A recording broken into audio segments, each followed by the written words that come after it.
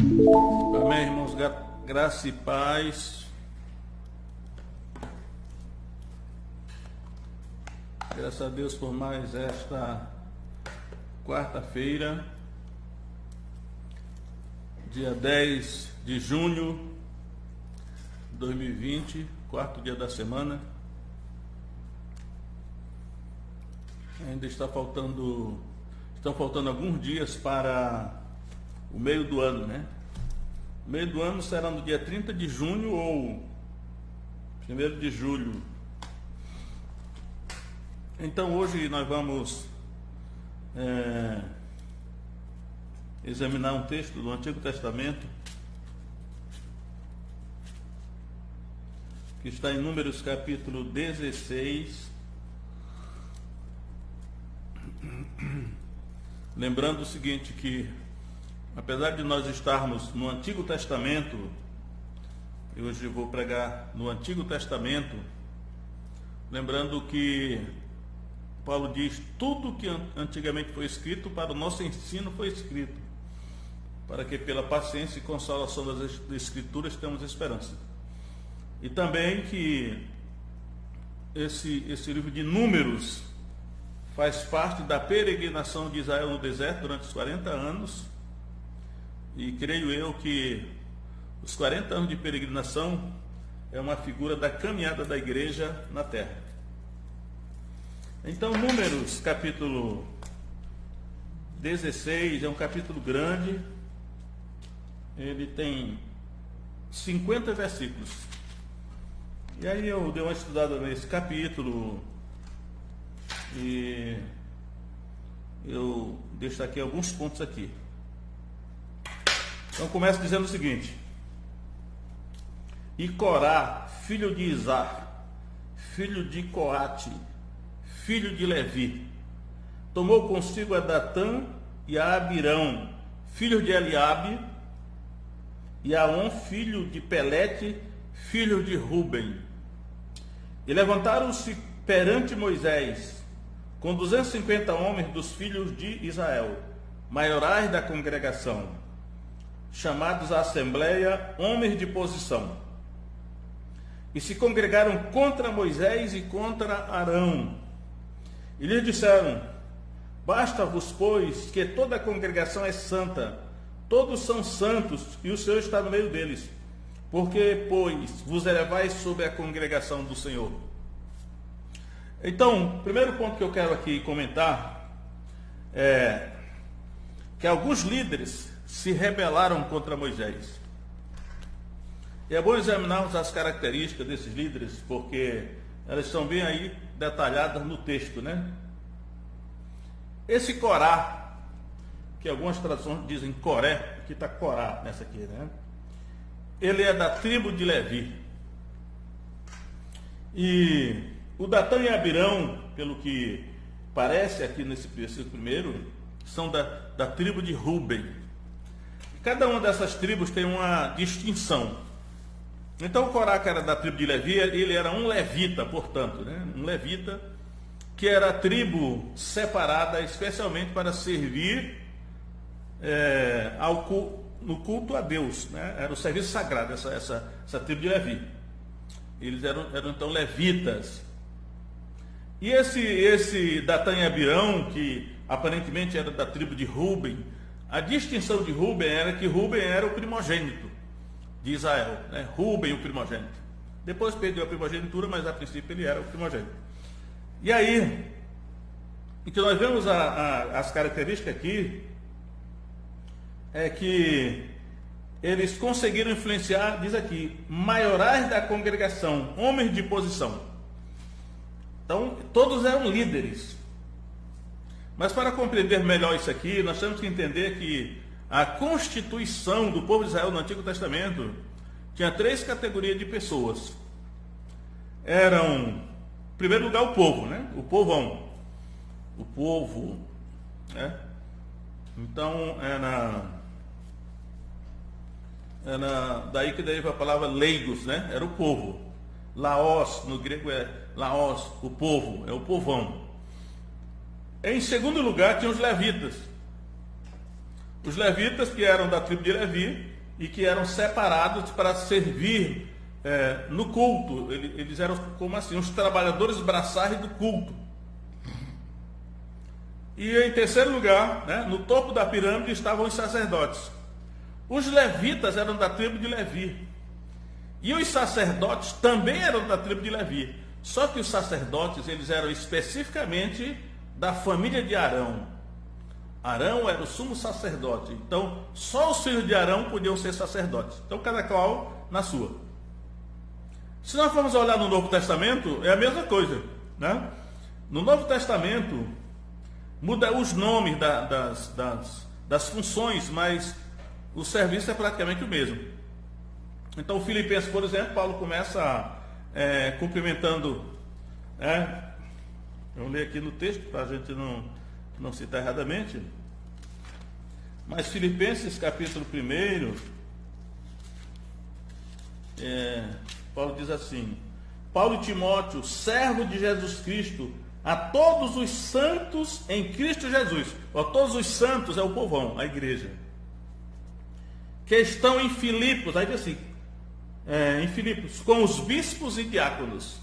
Com os bispos e diáconos. Então, os diáconos eram os levitas do Novo Testamento, né? Os diáconos, que a palavra diaconia é serviço, e diáconos pode ser trazido como ministro, mas como diácono mesmo, né?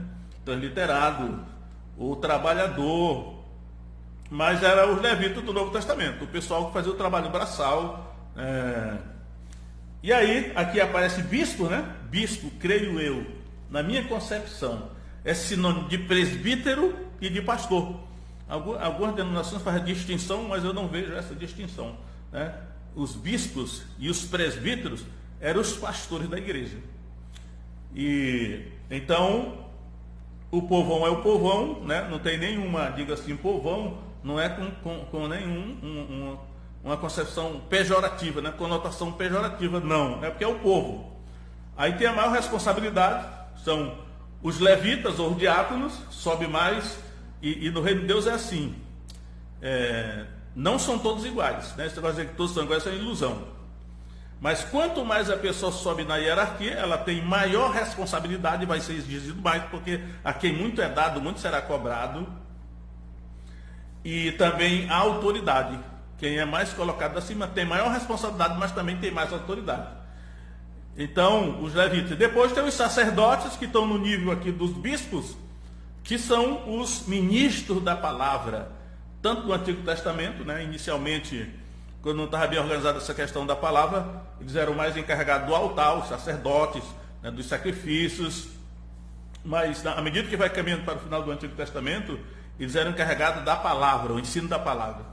Chega no Novo Testamento, muitos dos fariseus, saduceus, mestres, eram todos sacerdotes. Então, o certo é que esses homens que se rebelaram aqui contra a liderança de Moisés e Arão, eles tinham praticamente assim justificativa para se rebelar. Ele dizer, nós somos levitas, nós somos da tribo de Levi. Nós também somos ministros. Porque vocês, Moisés e Arão, estão se colocando acima de nós, vocês estão se exaltando acima de nós como se vocês fossem reis. E aí o primeiro grupo de pessoas que eles influenciaram, que foram esses descendentes de Rúben, né? Fica aqui até uma certa dúvida se realmente eles eram da tribo de Rúben, mas esses 250 aqui, eles são chamados aqui, maiorais da congregação, homens de posição, portanto também eram líderes. Então, inicialmente a rebelião contra a liderança de Moisés e Arão foi dos líderes. E, naturalmente, o povo, né, ele, em parte, foi influenciado também. Eles se rebelaram. E aí eu não vou entrar nos detalhes, que Moisés realmente, ele prostrou-se de rosto no chão, porque Moisés era um homem de Deus, e ele foi buscar em Deus a solução desse problema. Mas como eu estou simplificando aqui os pontos, eu só quero colocar o seguinte. O segundo ponto é: os rebeldes são castigados com a morte. E aí foram dois tipos de castigo pela rebeldia aqui. Então, veja só, no verso 30, que diz aqui o seguinte, verso 30. Moisés está falando: mas se o Senhor criar alguma coisa nova e a terra abrir a sua boca e os tragar com tudo que é seu, e vivo descerem ao Sheol, aí aqui quer dizer é Sheol, né? Porque na minha tradução está sepulcro, só que a palavra no original é Sheol. Então sepulcro não esgota, né? Não traduz com na totalidade do que realmente é a palavra Sheol. Então é melhor botar Sheol e depois não que é Sheol mesmo, o mundo dos mortos, né? E diz aí: então conhecereis que estes homens irritaram ao Senhor. E aconteceu que, acabando ele de falar todas estas palavras, a terra que estava debaixo dele se fendeu. E a terra abriu a sua boca e os tragou com as suas casas, como também todos os homens que pertenciam a Corá e a todos os seus bens. E eles e tudo o que era seu desceram vivos ao Sheol. E a terra os cobriu, assim pereceram no meio da congregação. Então, irmãos, o castigo dos rebeldes, foi esse castigo aí, tremendo, né? Quem não conhece a Bíblia e não crê nela, pensa até que isso aqui é uma narração, tipo assim, lendária, mitológica, ou é figura de linguagem. Não é nada disso. Eu creio que isso aqui é literal. Quem conhece a Bíblia sabe que isso aqui é literal. Mudou até a minha concepção, porque eu sempre pensei que o Sheol, né, ou o Hades, ou o abismo, ou Guiena, fossem lugares essencialmente espirituais, que só ia para lá espíritos e tais e tais. Só que aqui está falando que ao Sheol desceram vivos ao Sheol, quer dizer, com corpo e tudo, esses seres humanos. A terra realmente se abriu, né? Às vezes as pessoas não percebem, né, a gravidade da descrição do que a Bíblia diz. A Bíblia não fantasia, foi Deus que escreveu a Bíblia. Então ele diz realmente o que aconteceu. E aí deve ter sido uma coisa terrível, né, que eles desceram vivos ao Sheol. Então esse foi o primeiro castigo dos rebeldes. Mas aí tem os 250 homens que aqui eu fico na dúvida se eles realmente eram da tribo de Ruben ou se também eram levitas. Às vezes dá a impressão que eles também eram levitas, né? Então, verso 35. Então saiu fogo do Senhor e consumiu 250 homens que ofereciam incenso. Olha só. Os 250 homens que ofereciam incenso foram consumidos pelo fogo. Saiu fogo do Senhor. Saiu fogo do Senhor. Esse fogo desceu do céu. É o mesmo fogo que desceu sobre o sacrifício quando Elias orou, né? Quando naquele seu confronto com os profetas de Baal. Desceu fogo do céu e geralmente lá consumiu o holocausto, né? Nesse caso aqui, consumiu esses 250 homens que ofereciam incenso. Quem eram esses 250 homens? Eu digo, a impressão que eu tenho agora é que eles eram realmente levitas, né? Aqueles filhos da tribo de Ruben, talvez fosse outro, mas esse aqui parece que eles eram levitas. E o que eles estavam fazendo? Eles estavam oferecendo incenso. Só que o incenso só podia ser oferecido por sacerdotes. Só os sacerdotes tinham o privilégio e a responsabilidade de oferecer o incenso, né? Eles usavam o incensário para oferecer o incenso. E aqui esses 250 levitas, por assim dizer, usurparam a função dos sacerdotes e ofereceram incenso, coisa que Deus não tinha mandado. E por isso diz aí: então saiu fogo do Senhor e consumiu os 250 homens que ofereciam incenso.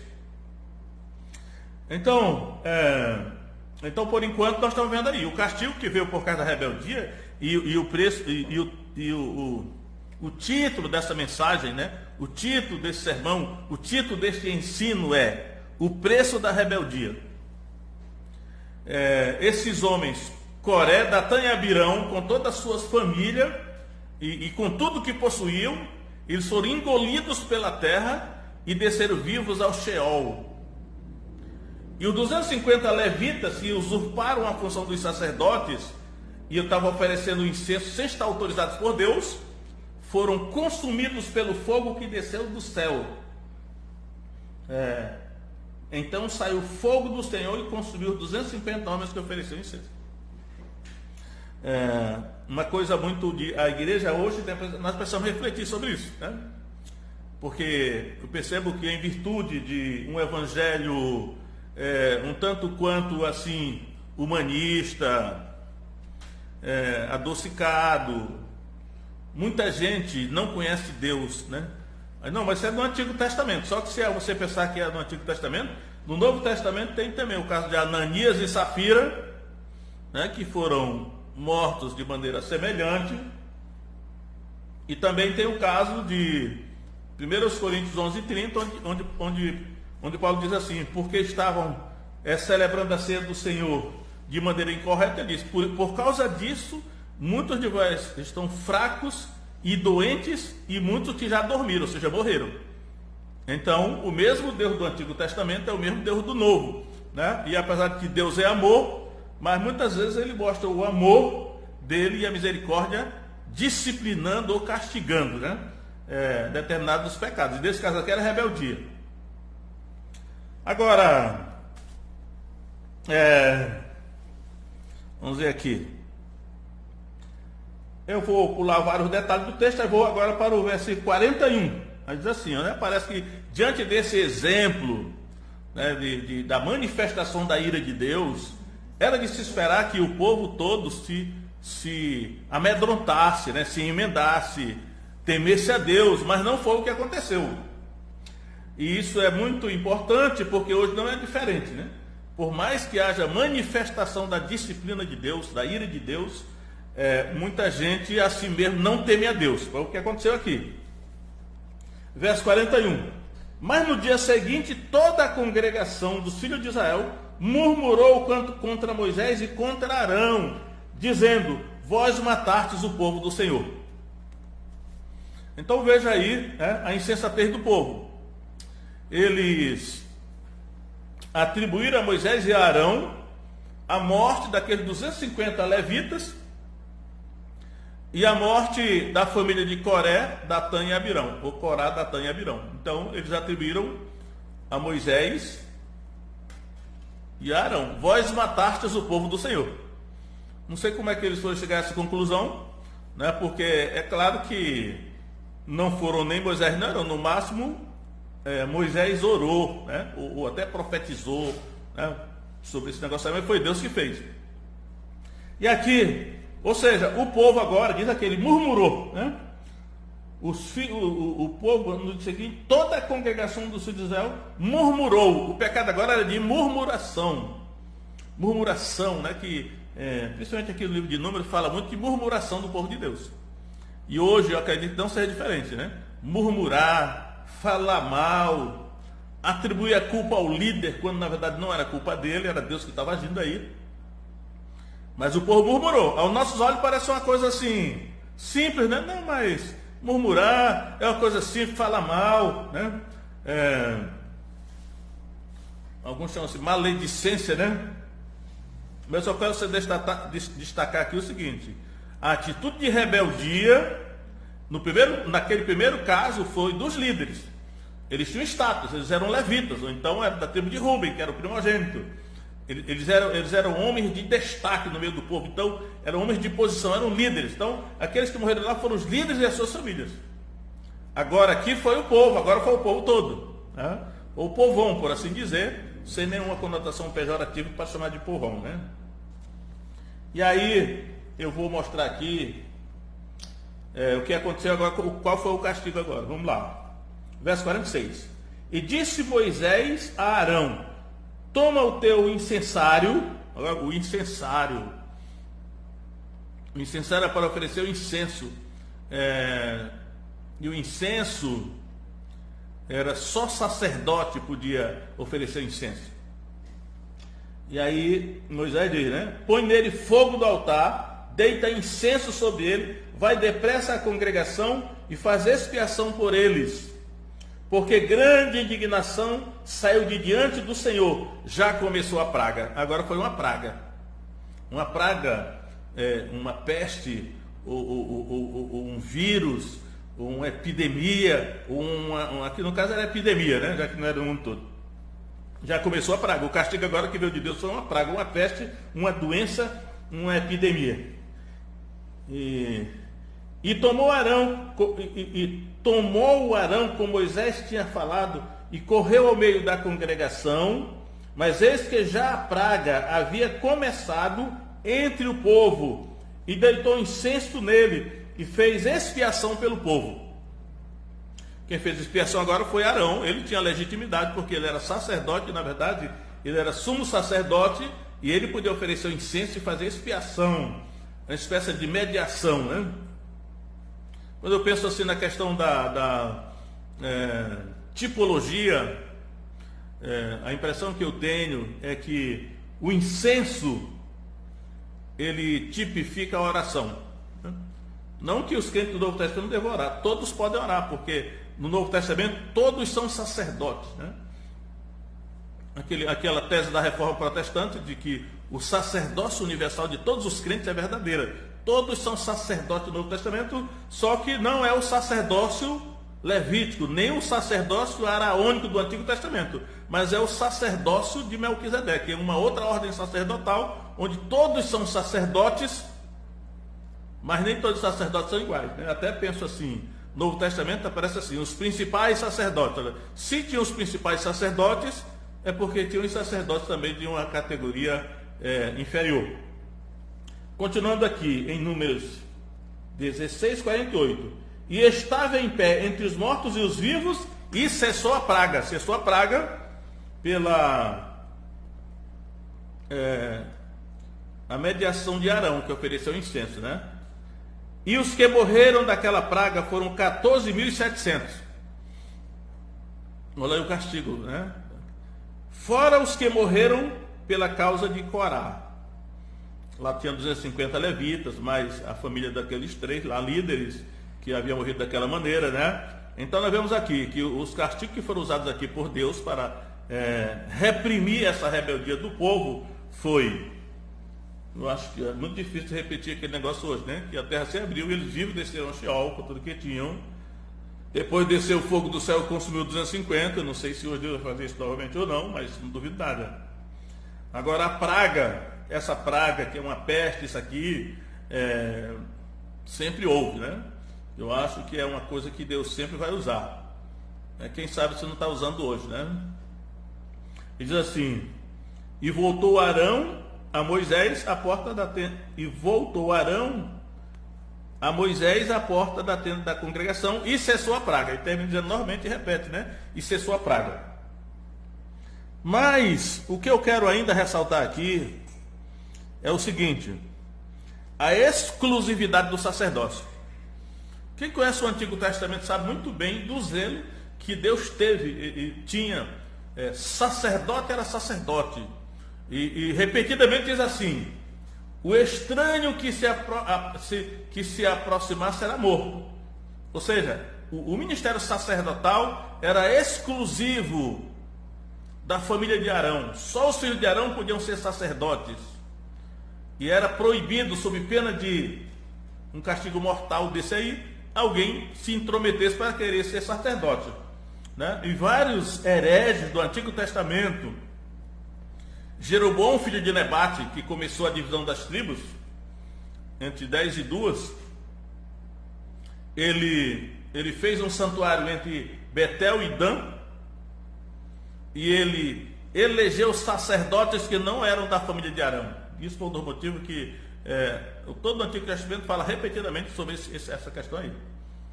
E aí, eu vejo que Hebreus capítulo 5, verso 4 diz assim: ninguém toma para si esta honra se não for chamado por Deus como foi Arão. Novo Testamento, Hebreus 5, verso 4.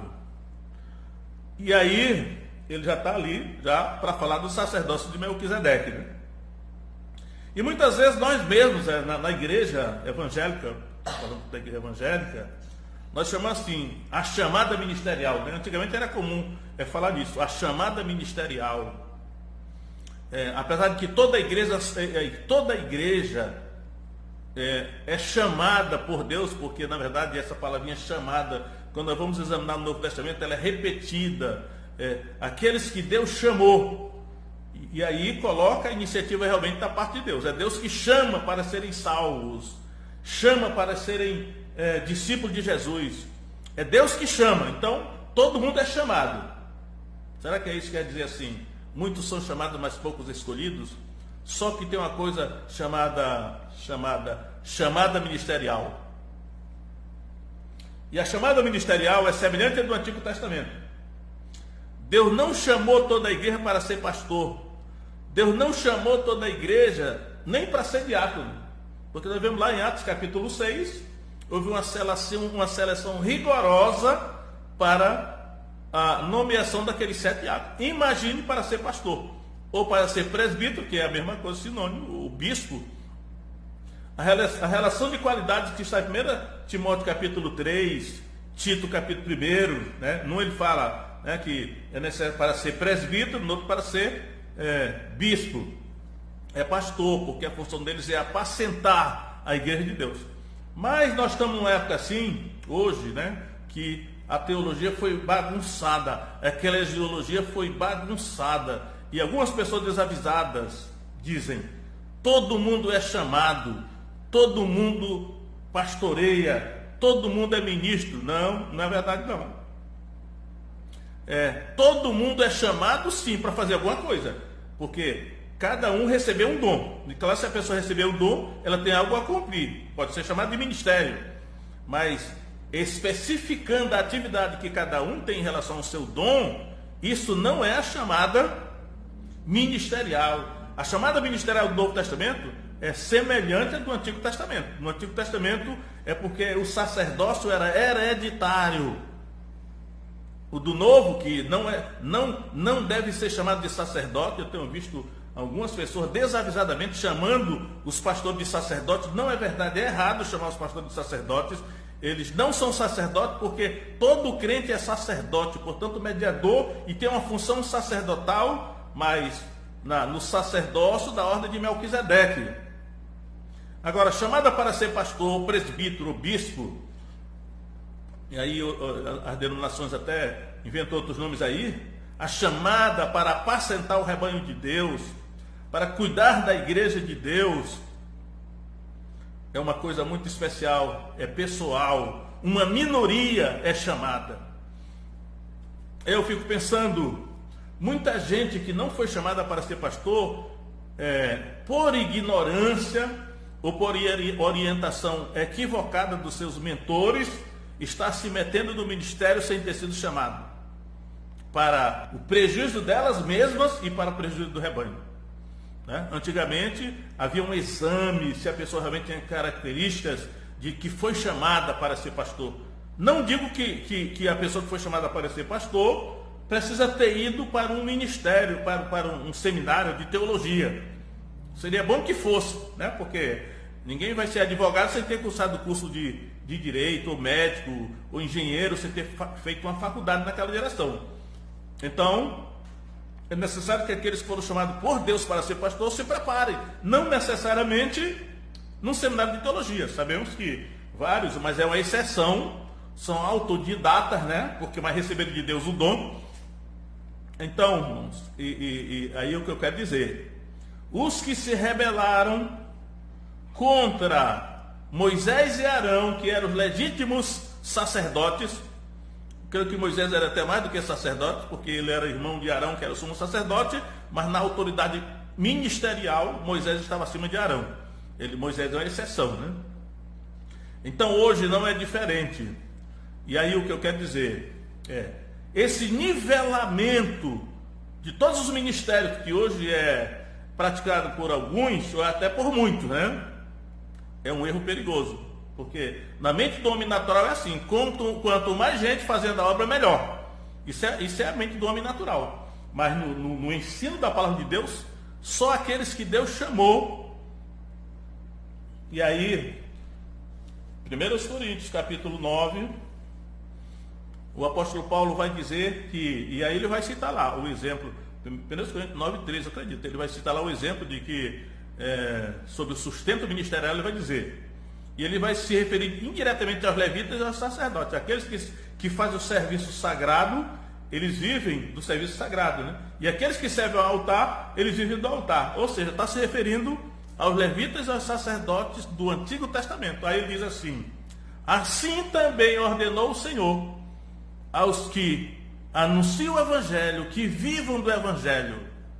E ali ele está defendendo o direito dele e de Barnabé de serem sustentados pela igreja, como os demais apóstolos e os irmãos do Senhor e Cefas. Eles tinham sido chamados, portanto, eles tinham direito ao sustento, como os sacerdotes e os levitas tinham no Antigo Testamento. Então, fora disso, estimular a rebeldia contra a liderança constituída por Deus. Não ficou barato lá no Antigo Testamento, hoje não mudou, né? Deus é o mesmo Deus, embora a gente reconheça que ele age de maneira diferente em alguns contextos, mas os princípios são os mesmos. Então eu quero deixar aí para que ninguém se rebele contra aqueles que foram legitimamente comissionados por Deus para o exercício do ministério e se lance contra eles como aqueles levitas fizeram e queiram exercer uma função que Deus não lhes deu.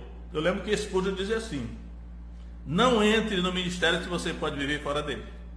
E se referia à chamada ministerial. Então, irmãos, que essa história do preço da rebeldia que esses levitas e o povo pagaram por se rebelar contra a autoridade de Moisés e Arão, lá no Antigo Testamento, sirva para nos dar prudência, né? Se o seu líder não está procedendo da maneira que você gostaria, ou você aceita, ou então sai de lá, mas não vai se lançar contra ele para depois você não ser castigado por Deus. Agora, como é que Deus vai lidar com os líderes que também se exacerbarem no seu direito de liderar? Sabemos o exemplo de Moisés, né? Não entrou na terra prometida por uma coisinha que a nossa olho parecia nada, mas Deus não deixou por menos. Se você não vai entrar na terra prometida, vai morrer no monte, porque você não me glorificou diante do filho de Israel. Então, Deus vai pedir contas, né? Quem mais está acima do reino de Deus tem mais responsabilidade. Aqui muito foi dado, muito será cobrado, mas também tem mais autoridade. Deus respalda, embora ele peça contas pessoalmente a cada um. Deus abençoe cada um de vocês nesta noite de quarta-feira. E, como Jesus disse, né? Vai e faça do jeito que a Bíblia ensina.